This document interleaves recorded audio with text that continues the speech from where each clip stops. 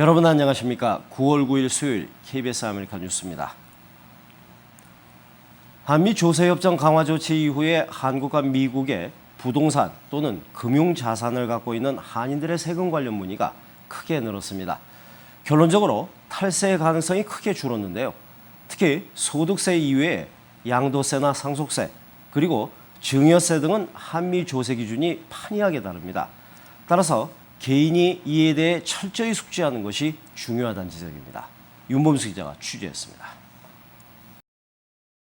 미국에 거주하는 영주권자 김모 씨가 한국에 있는 부동산을 처분했을 경우 한국 세법의 적용을 받아 한국에서 양도소득세를 납부해야 합니다.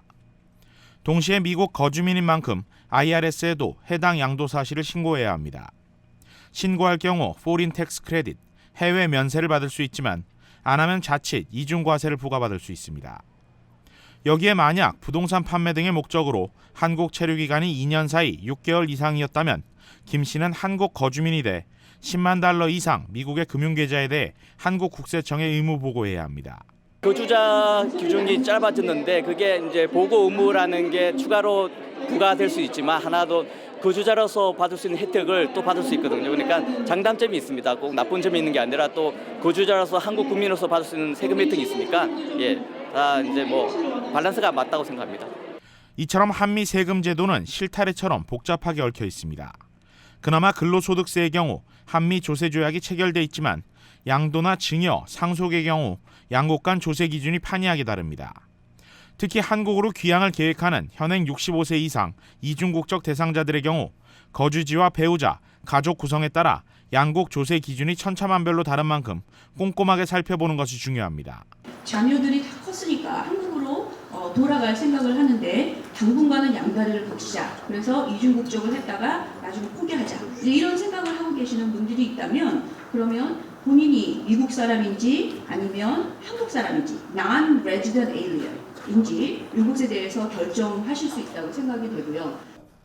오늘 LA에서 열린 한미 세금 컨퍼런스는 해외 금융계좌 신고, 페카 시행 이후 달라진 양국의 조세 환경 변화와 상속, 증여, 양도에 대한 한미 양국의 조세 기준, 오바마 케어 시행 이후 달라진 세금 보고 필요성 등에 대해 강의와 패널 토론 등으로 진행됐습니다.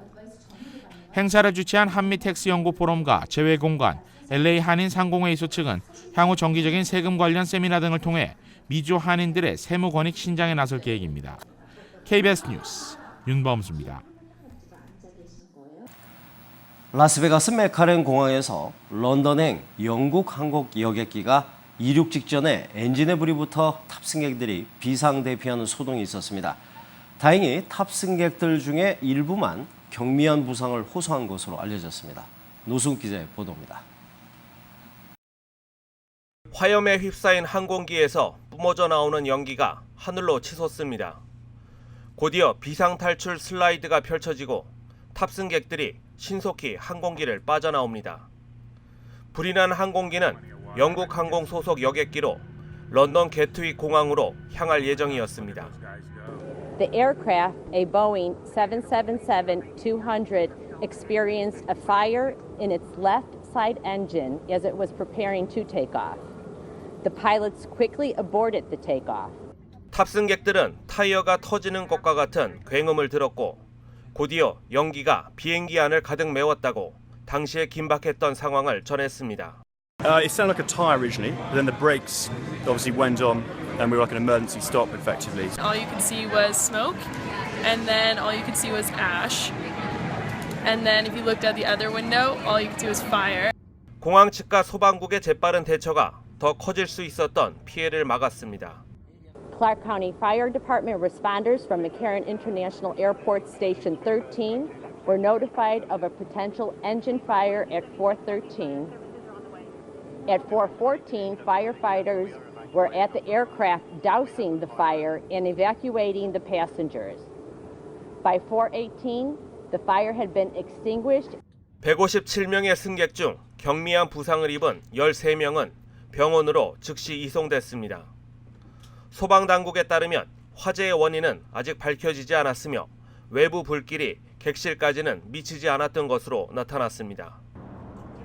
KBS 뉴스 노승욱입니다. 뉴욕시가 이른바 짠 음식과의 전쟁을 시작했습니다. 뉴욕시는 일일 권장량을 초과한 고염도 식당 메뉴에 대해선 경고 표시를 의무적으로 하도록 결정했습니다. 김일강 통신원입니다. 영양학자들이 권장하는 하루 나트륨량은 티스푼 하나. 뉴욕시는 이 양이 넘는 고염분의 식당 메뉴에 대해서는 경고 그림을 의무적으로 표시하도록 결정했습니다. 시위생국은 오늘 이 같은 방안을 만장일치로 승인했습니다. 빠르면 오는 12월부터 시행에 들어갑니다. Absolutely. I mean, now when I go shopping, I always look at the labels to see the contents of sodium. So I think it's important. I think it's helpful. 전문가들이 말하는 나트륨 일일 권장량은 2,300mg. 이보다 많은 양의 고염분 음식은 고혈압과 심장 질환을 높이는 원인이 됩니다. So many times the one meal will supersede the daily limit of how much sodium or salt we should have in our diet. 뉴욕시가 이미 트랜스 지방 사용을 금지하고 불가피하게 사용되었을 경우 메뉴 옆에 열량을 표시토록 했습니다. 나트륨 과다 메뉴 표기는 이 같은 시정책의 후속 조치입니다. 지금까지 뉴욕이었습니다.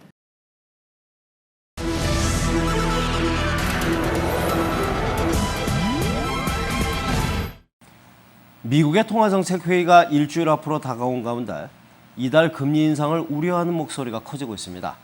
아직은 때가 아니다 하는 건데요. 금리 인상 전망이 맞서면서 오늘 미국과 유럽 증시는 희비가 엇갈렸습니다. 뉴욕 박태서 특파원입니다.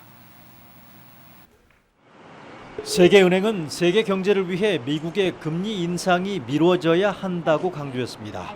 이번에 금리 인상이 단행되면 신흥시장이 위기에 직면할 거란 설명입니다. 이달 초 IMF 국제통화기금이 비슷한 의견을 내는 등 세계 양대 금융기구가 미국의 금리 인상에 제동을 걸었습니다. 노벨 경제학상을 받은 스티글리츠 미 컬럼비아대 교수도 금리 인상이 미국 경제를 오히려 더 어렵게 할 거라고 우려했습니다. 8년 만에 금리 인상, 그 파장을 쉽게 봐선 안 된다는 것입니다. Once the Fed starts hiking rates, the Pandora's box of Fed tightening opens up. It symbolizes the start and the beginning of an interest rate hike cycle, which we haven't seen in nearly a decade. 하지만 아직까진 이달 금리 인상이 다수입니다.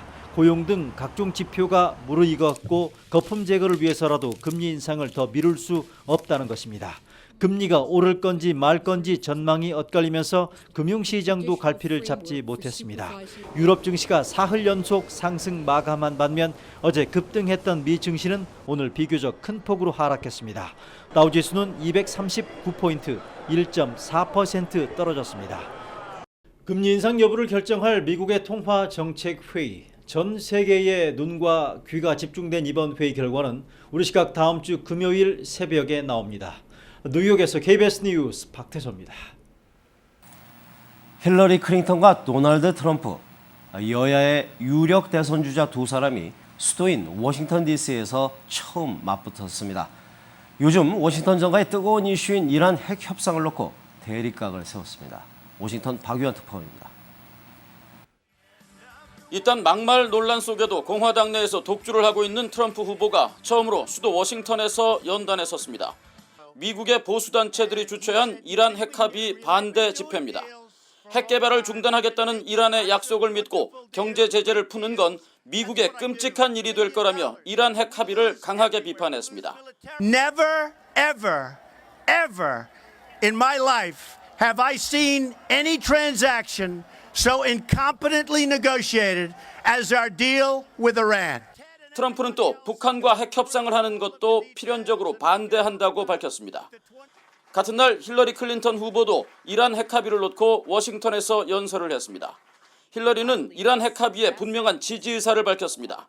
하지만 이란을 믿지 못하는 여론을 의식해서인지 이란이 합의를 이행하지 않는다면 군사 행동도 마다하지 않겠다고 밝혔습니다. I will not hesitate to take military action if Iran attempts to obtain a nuclear weapon. 이메일 파문 속 지지율 급락에 힐러리는 방송에 나와 공식 사과를 하는 등 자세를 낮춘 모습입니다. 반면 트럼프는 대선 후보 토론회를 진행할 방송사에 그 수익금을 퇴역 장병들에게 기부하라는 공개 편지를 보내는 등 거친 입담과 이색적인 행보를 멈추지 않고 있습니다. 워싱턴에서 KBS 뉴스 박유한입니다. 애플사가 새 아이폰 시리즈와 아이패드 등 신제품을 발표했습니다. 아이폰 구매자가 매달 일정액을 낼 경우에 1년마다 새 제품으로 교체해주는 프로그램도 도입한다고 밝혔습니다. 김한주 특파원입니다. 애플이 새 아이폰 시리즈인 아이폰 6S와 6S 플러스를 공개했습니다. 화면 크기와 형태는 기존의 아이폰 6와 같지만 색상을 추가하고 성능을 개선했습니다. 터치 압력 강도에 따라 사용자의 명령을 구별해 인식하는 3D 터치 기능이 장착됐습니다. 또 자체 애플리케이션 프로세서 칩을 탑재해 연산 속도가 최고 70% 빨라졌습니다. 가격은 아이폰 6 출시 때와 같이 2년 약정 기준 6S는 23만 원 선, 6S 플러스는 35만 원 선으로 책정됐습니다. 구매자가 매달 3만 8천 원을 내면 1년마다 새 제품으로 교체해주는 업그레이드 프로그램도 도입했습니다. 오는 12일부터 미국을 시작으로 판매 국가를 넓혀나갈 예정입니다. 우리나라는 1차 출시국에서 빠졌습니다.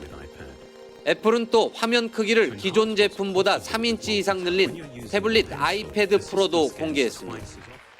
It's the most capable and powerful iPad we've ever created.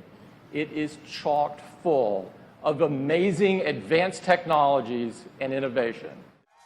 애플 TV와 애플 워치 신제품도 선보였습니다.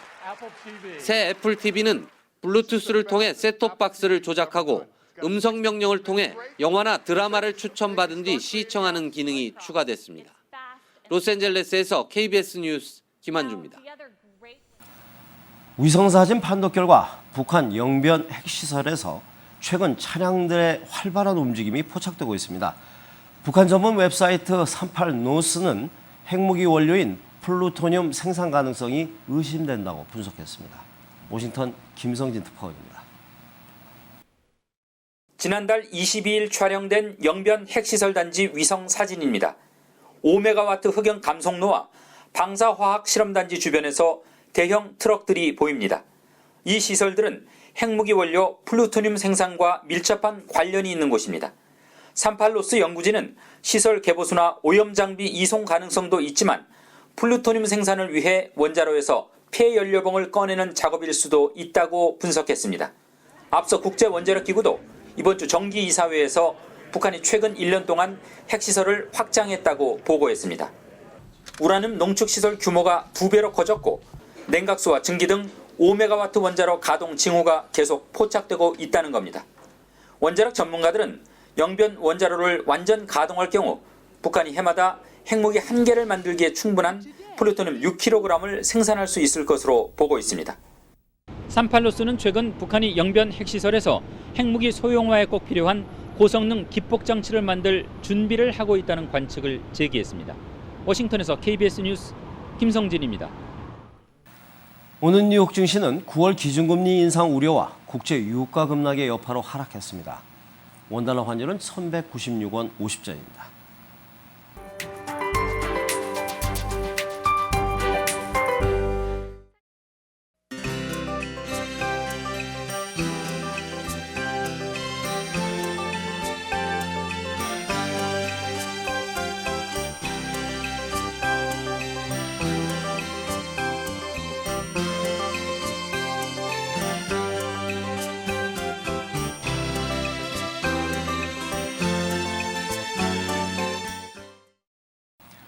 수요일 밤 KBS 아메리칸 뉴스를 마칩니다. 시청해주신 여러분 고맙습니다.